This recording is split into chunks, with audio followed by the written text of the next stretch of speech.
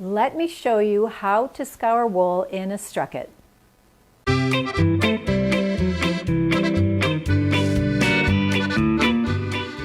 This is Mary from Camaj Fiber Arts. One of my favorite things to scour wool in is the Strucket.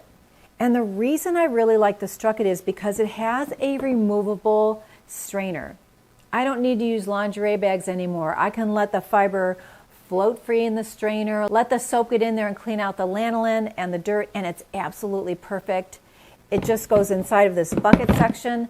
I'm going to get you up a little closer and show you how this works and how to determine how much wool to put inside any vessel that you're going to use to scour. I'm going to be scouring some Dorset Horn, which is a heritage breed, so let's get going.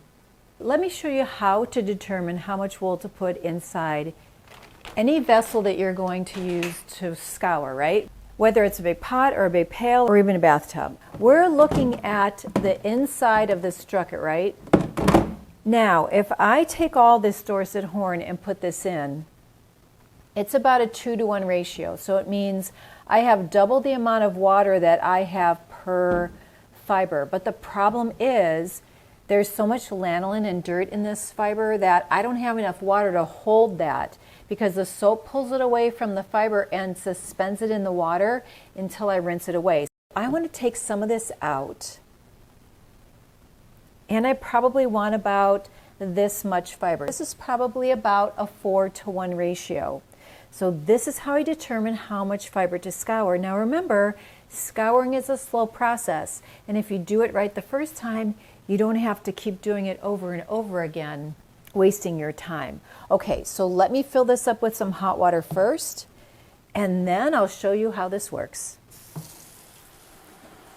I only use soaps made for scouring wool, and today I'm going to use Unicorn Power Scour. I use Kookaburra Scour. There's some other scouring soaps out there, but make sure you use one that is made just for wool, that is neutral, right? Like a pH of 7, and no enzymes. If you use Dawn, which is a little bit alkaline, it can cause your wool to feel a little bit harsh. Also, if you use laundry detergents, there's enzymes in there, and it will destroy your wool. So take the warning, use soap only made for wool.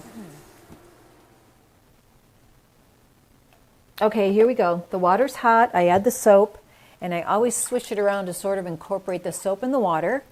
And then I gently submerge the wool in the water.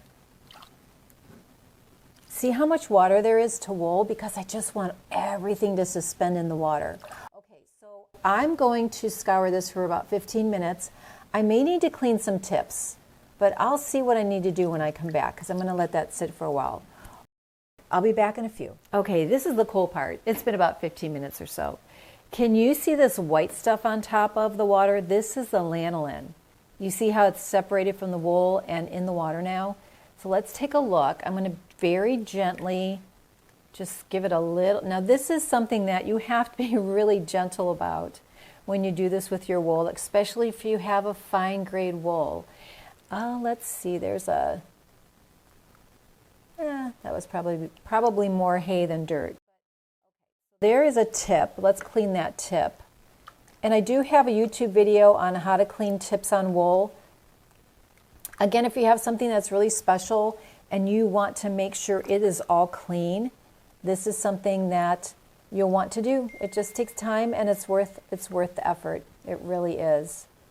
Okay, so now when this is all done with the scouring part, this is the neat part too. I lift this up and it drains.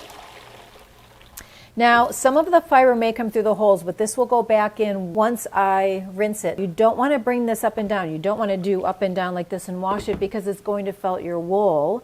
So that's what's going to happen. Let me go dump this outside and let's rinse this and take a look at it. Okay, I just wanted to show you that I washed this one twice, but look how much lanolin was still in that, and look how dirty it still is.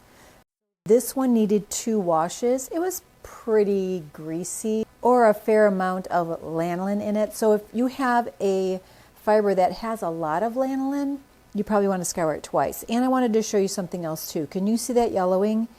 I see the yellowing mostly near the tips. I'm thinking that the tips were weathered. They're a little bit on the dry side. I can even feel the dryness in the water, but I don't see any yellowing in the middle of the staple. We'll see this when it's dry. Okay, we've got it in the rinse water. Can you see how clear that water is? That is nice and rinsed beautifully. Let's get this dry and I'll show you what that looks like. Okay, there's the before, there's the after, there's the big Strucket, there's the smaller Strucket. Again, we can see just a little bit of weathering on the tips, but not a big deal. There's a fair amount of VM in this. I don't know if you can, well, in some spaces there are. Once it's dry, I'll fluff it up and shake it out, or I may just comb this and I won't have to worry about it at all. All right, right now the Strucket's on sale. I was just told that it's the Boxing Day sale. If you're watching it during Boxing Day, the big one, the small one. I will put the links below in this video if you want to get one. Anyway, that's how you scour wool.